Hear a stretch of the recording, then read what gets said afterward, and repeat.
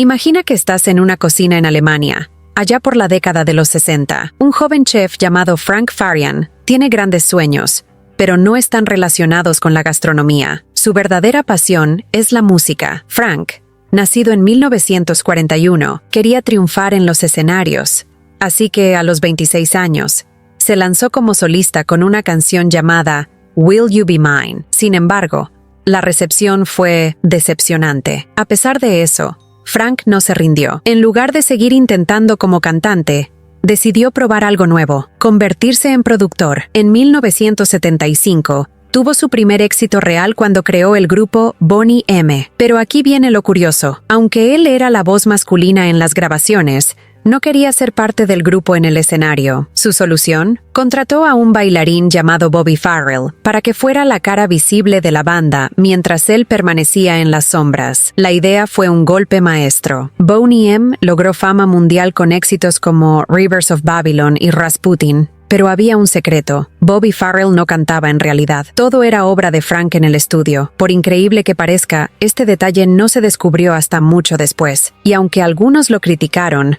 Frank había encontrado su fórmula mágica: crear grupos donde la imagen importara más que la autenticidad musical. Con el éxito de Boney M., Frank se dio cuenta de que su modelo de negocio funcionaba. Sin embargo, lo que había hecho con esa banda era solo un ensayo. Su verdadero experimento estaba por venir y tendría un impacto global. Fue así como, años después, comenzó a gestarse la historia de Milli Vanilli. El éxito de Boney M. le dio a Frank Farian la confianza para explorar nuevas ideas. Había descubierto que el público adoraba una buena imagen acompañada de música pegajosa, aunque el talento detrás de esa imagen permaneciera oculto. Así que, en 1987, mientras buscaba nuevos proyectos, encontró algo que le llamó la atención: una canción llamada Girl You Know It's True. Para Frank, esta pieza tenía un enorme potencial, pero para convertirla en un éxito, necesitaba más que una buena melodía. Necesitaba el rostro perfecto para representarla. Frank comenzó una exhaustiva búsqueda. Sabía que, además de una gran imagen,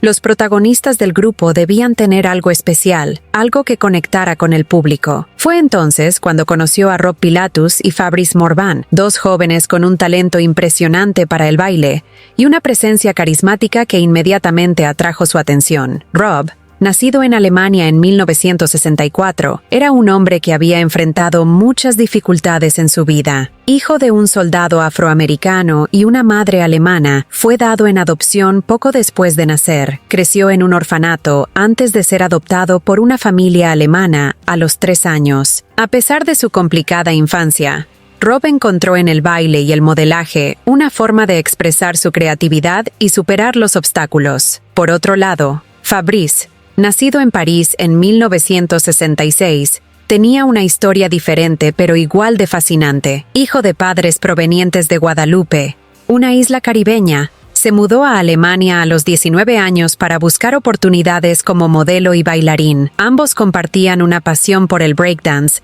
y sus caminos se cruzaron en un club nocturno. Rápidamente se hicieron amigos inseparables. Cuando Frank los conoció, supo de inmediato que había encontrado a las caras ideales para su próximo proyecto. Rob y Fabrice no solo eran talentosos, sino que tenían el estilo y la energía que el productor estaba buscando. Sin embargo, había un pequeño problema. Aunque eran increíbles en la pista de baile, su habilidad para cantar no estaba a la altura. Pero para Frank, eso no era un obstáculo. Era un detalle que podía solucionar fácilmente. Con Rob y Fabrice a bordo, Frank comenzó a dar forma a su ambicioso plan. Su idea era simple pero arriesgada: usar las voces de cantantes profesionales de estudio para grabar las canciones y presentar a Rob y Fabrice como los intérpretes oficiales. Así, mientras los verdaderos cantantes permanecían tras bambalinas, los dos bailarines serían la imagen pública de la banda. Para el público, ellos serían los artistas completos: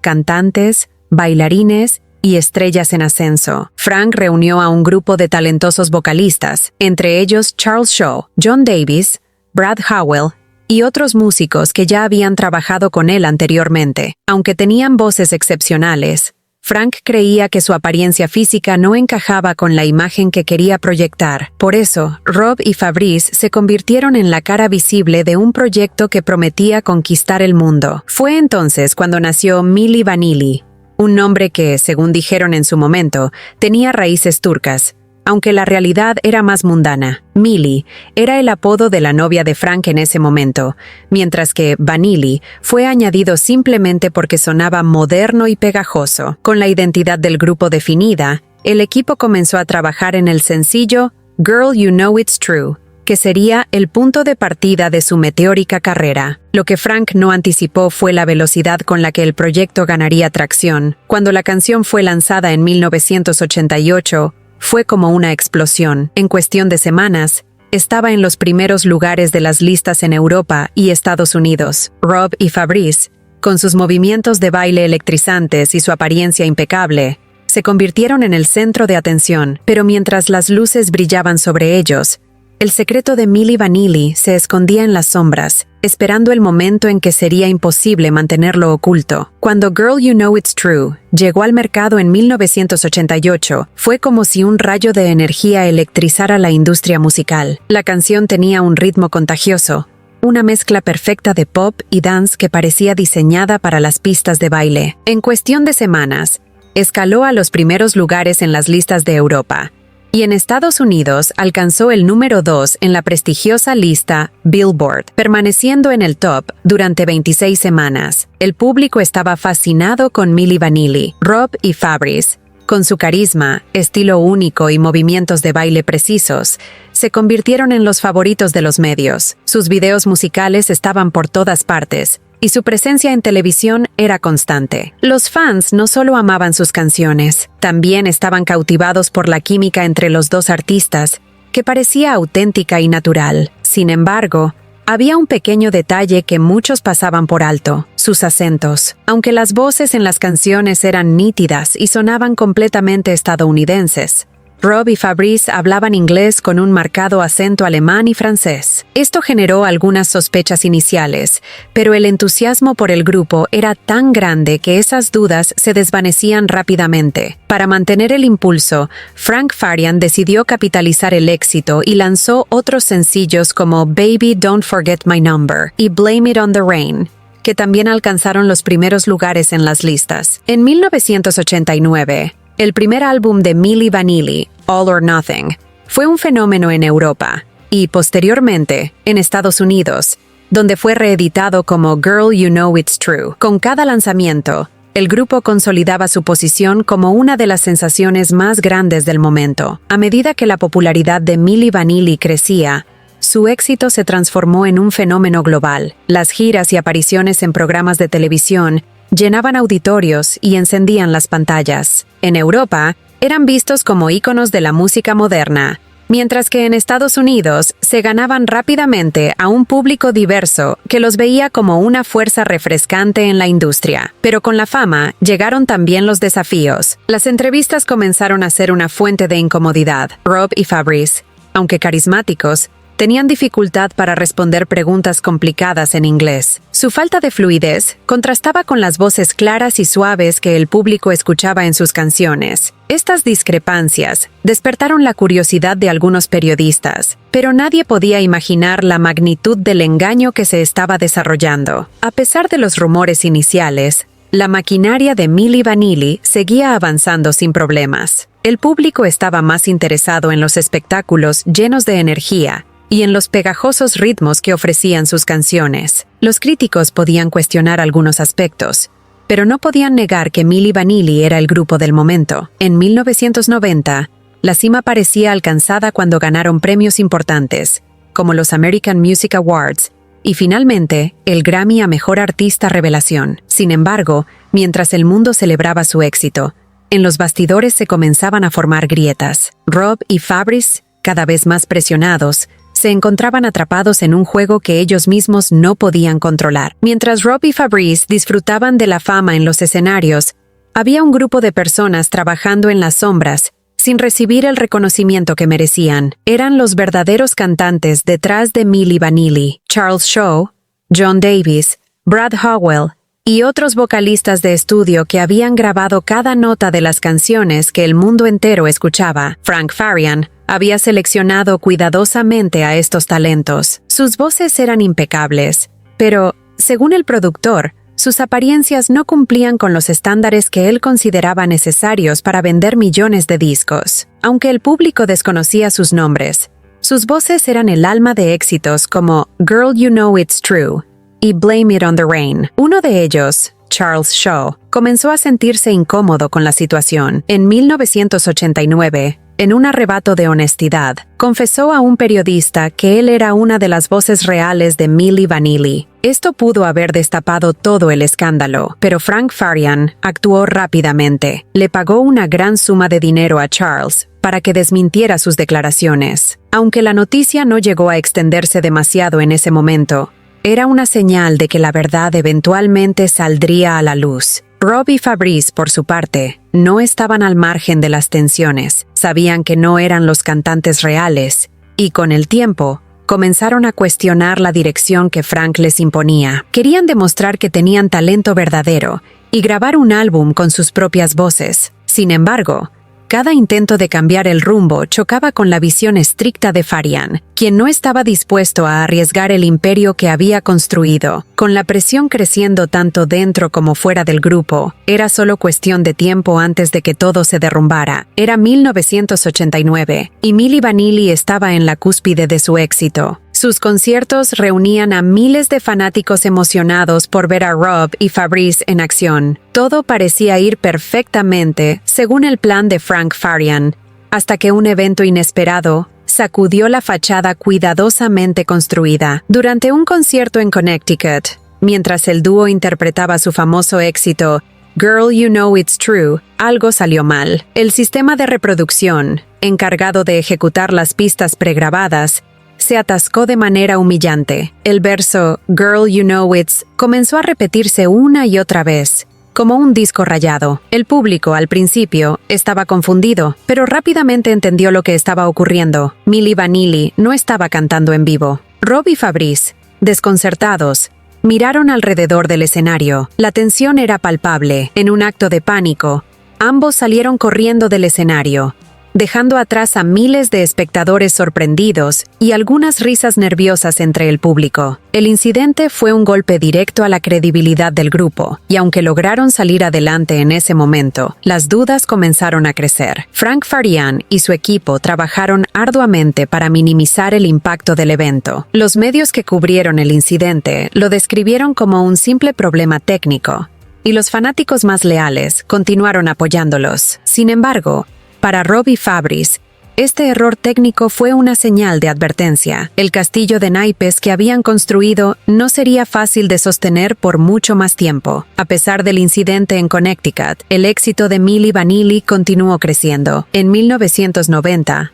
alcanzaron un hito que pocos artistas logran. Ganaron el Grammy a Mejor Artista Revelación, un reconocimiento que los colocó en la cima de la industria musical. La noche de la premiación, Rob y Fabrice subieron al escenario emocionados, con sonrisas radiantes, mientras agradecían a sus fans y al equipo que los había apoyado. El Grammy fue la confirmación de que Milli Vanilli era, oficialmente, un fenómeno global. Sus canciones se reproducían en todo el mundo, y su imagen estaba en portadas de revistas, comerciales y programas de televisión. Sin embargo, mientras disfrutaban de los frutos de su éxito, el peso de la mentira se hacía cada vez más insoportable. Rob, conocido por ser más directo y emocional, comenzó a sentir la presión de manera más intensa. En una entrevista con la revista Time, llegó a afirmar que Milli Vanilli tenía más talento que leyendas como Bob Dylan, Paul McCartney y Mick Jagger. Aunque esta declaración fue vista por muchos como arrogante,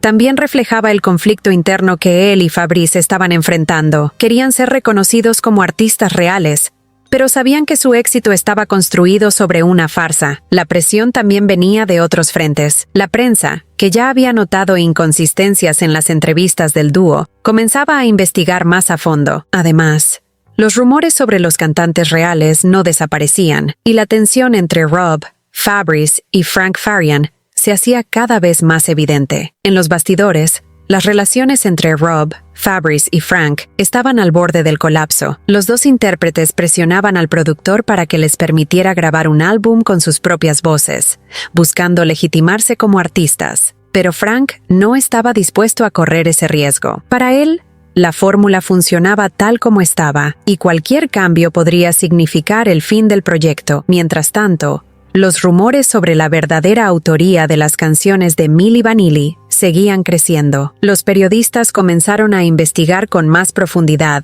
y algunos de los cantantes reales, cansados de permanecer en las sombras, empezaron a hablar. En particular, Charles Shaw, quien ya había intentado exponer el engaño anteriormente, volvió a insinuar que él era una de las voces reales detrás del éxito del grupo. La presión alcanzó su punto máximo en noviembre de 1990, cuando Frank Farian decidió convocar una rueda de prensa en Nueva York. Fue allí donde, ante los medios de comunicación, finalmente reveló toda la verdad. Rob y Fabrice no habían cantado ni una sola nota en los discos de Milli Vanilli. El escándalo fue instantáneo. La noticia se difundió como un incendio forestal, y el público, que había elevado al dúo a la categoría de superestrellas, ahora se sentía traicionado. El impacto fue devastador. La organización de los Grammy exigió que Rob y Fabrice devolvieran el premio, algo que hicieron en una conferencia de prensa cargada de tensión y vergüenza. Fueron abucheados, y su imagen pública quedó irremediablemente dañada. Al mismo tiempo, las discográficas comenzaron a retirar los discos de Milli Vanilli de las tiendas,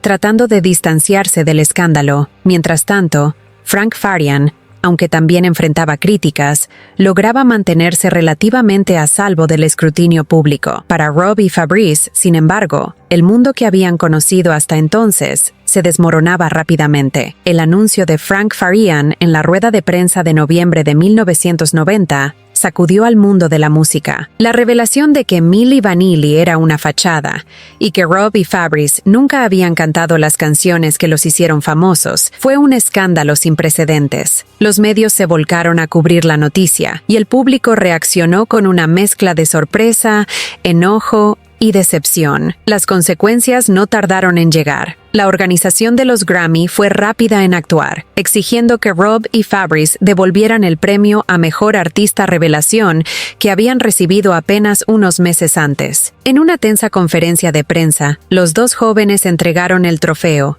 visiblemente avergonzados y afectados. Durante el evento, intentaron explicar su papel en la situación, culpando directamente a Frank Farian por haberlos manipulado y puesto en esa posición. Sin embargo, para muchos, eso no fue suficiente. Las reacciones de los fans también fueron intensas. Algunos se sintieron profundamente traicionados, mientras que otros mostraron empatía por Rob y Fabrice, considerando que eran víctimas de un sistema explotador. Las discográficas, en un intento de limpiar su imagen, comenzaron a retirar los discos de Milli Vanilli del mercado. En Estados Unidos, Arista Records eliminó todo rastro del grupo de su catálogo, como si quisieran borrar su existencia por completo. El escándalo también abrió la puerta a una avalancha de demandas legales. Fans que habían comprado los discos o asistido a los conciertos demandaron tanto a Frank Farian como a las discográficas, argumentando que habían sido engañados. Por otro lado,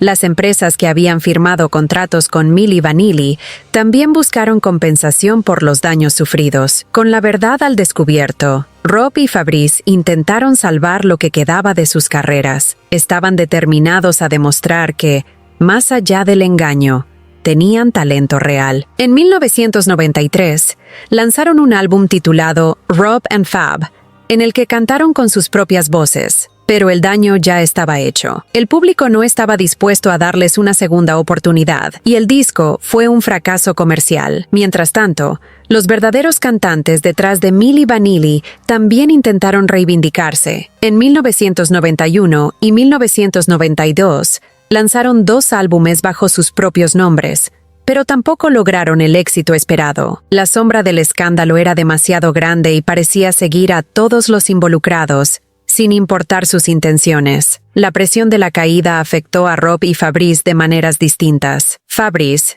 aunque devastado, logró mantener cierta estabilidad. Intentó reinventarse como solista y más tarde trabajó como DJ, buscando nuevas formas de mantenerse en la industria musical. Sin embargo, Rob no corrió con la misma suerte. Rob comenzó un camino de autodestrucción, incapaz de lidiar con la humillación pública y el colapso de su carrera. En los años posteriores al escándalo, se vio envuelto en numerosos problemas legales, incluyendo actos de vandalismo, agresiones y robos. Su vida se convirtió en una espiral de adicción y problemas personales, que eventualmente lo llevaron a pasar tiempo en prisión. El punto más oscuro de esta historia llegó el 2 de abril de 1998, cuando Rob Pilatus fue encontrado muerto en una habitación de hotel en Frankfurt, Alemania. La causa de su muerte fue una sobredosis de alcohol y medicamentos recetados, un final trágico que marcó el colapso de un hombre que había alcanzado el éxito global,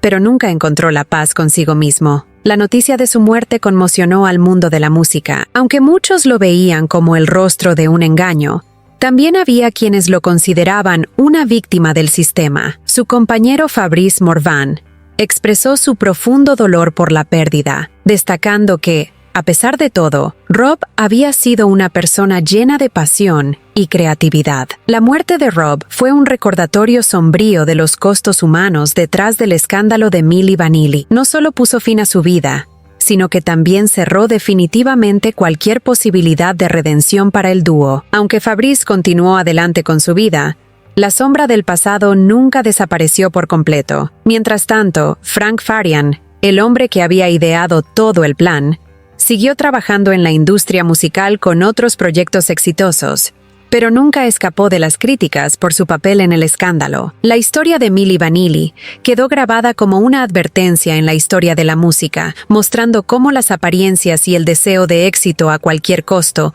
pueden llevar a consecuencias devastadoras. Después de la muerte de Rob Pilatus, la historia de Milli Vanilli quedó marcada por un profundo sentimiento de tragedia y lecciones no aprendidas. Pero antes de su final, Rob y Fabrice intentaron, en varias ocasiones, revivir sus carreras y demostrar al mundo que tenían talento verdadero. En 1993, el dúo lanzó el álbum Rob and Fab, donde por primera vez utilizaron sus propias voces. Este proyecto fue un esfuerzo sincero por parte de ambos para reconectar con su público y dejar atrás la sombra del engaño. Sin embargo, el daño ya estaba hecho. Las estaciones de radio se negaron a promocionar sus canciones, y las ventas del disco fueron extremadamente bajas. El público simplemente no podía separar sus nombres del escándalo que los había llevado a la fama y, posteriormente, a la ruina. Frustrados pero no derrotados, Rob y Fabrice intentaron una vez más relanzar su carrera en 1998, esta vez con un enfoque renovado. Sin embargo, justo cuando estaban a punto de dar el siguiente paso, la muerte de Rob puso un fin abrupto a sus planes. Para Fabrice, este fue un golpe devastador, no solo como colega, sino como amigo cercano que había compartido los momentos más altos y bajos de su vida. Tras la tragedia, Fabrice Morvan tomó una decisión crucial: reconstruir su vida lejos del drama que lo había consumido durante años. A diferencia de Rob, Fabrice logró encontrar una manera de lidiar con el peso del escándalo.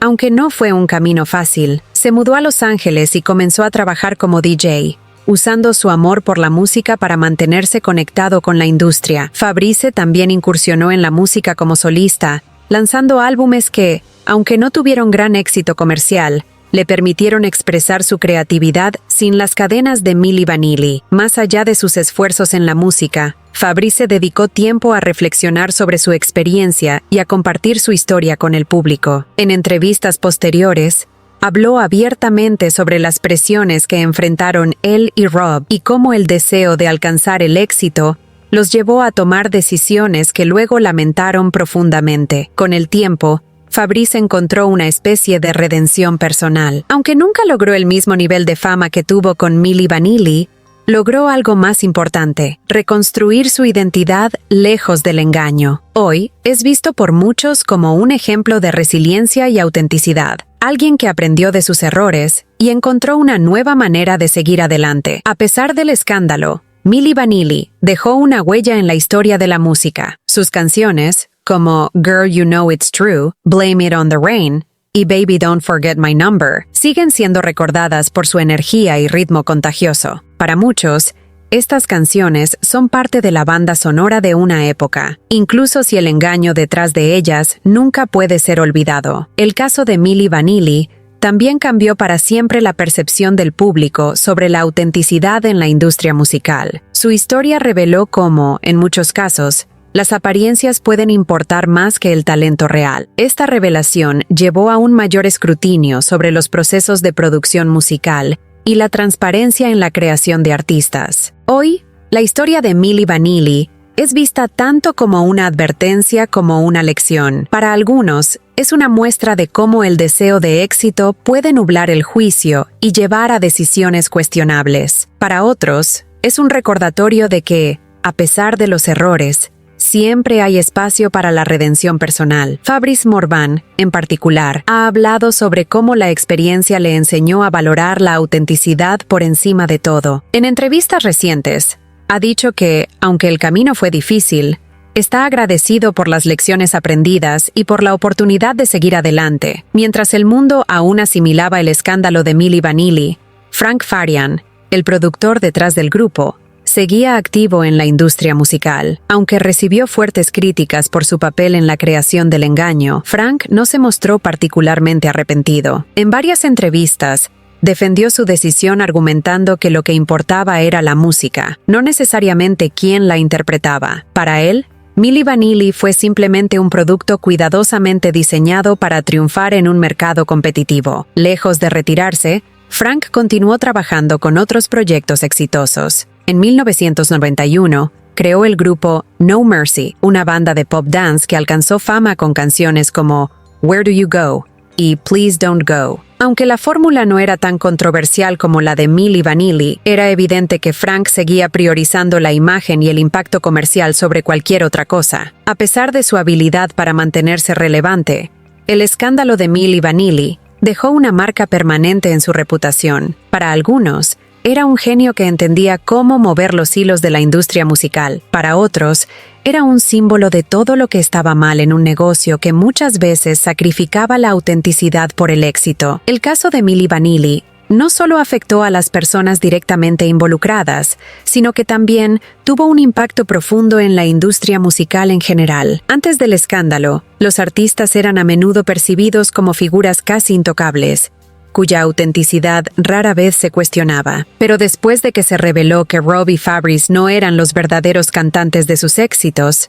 el público comenzó a exigir más transparencia. Las compañías discográficas también tomaron nota. El escándalo obligó a la industria a ser más cautelosa en la creación de artistas y en la promoción de proyectos que dependieran demasiado de una imagen cuidadosamente construida. Si bien el caso de Milli Vanilli no eliminó por completo las prácticas cuestionables en el mundo de la música, sí marcó un punto de inflexión en cómo los consumidores perciben a las estrellas. Culturalmente, Milli Vanilli se convirtió en un referente de lo que puede suceder cuando la ambición y la superficialidad eclipsan el talento real. Incluso hoy, su historia sigue siendo utilizada como ejemplo en debates sobre la autenticidad en el entretenimiento, especialmente en una era dominada por redes sociales y plataformas digitales, donde la percepción a menudo importa más que la realidad. Con el paso de los años, la opinión pública sobre Milli Vanilli ha evolucionado. Durante el escándalo, muchos fans se sintieron traicionados y enfurecidos al descubrir que las personas que habían admirado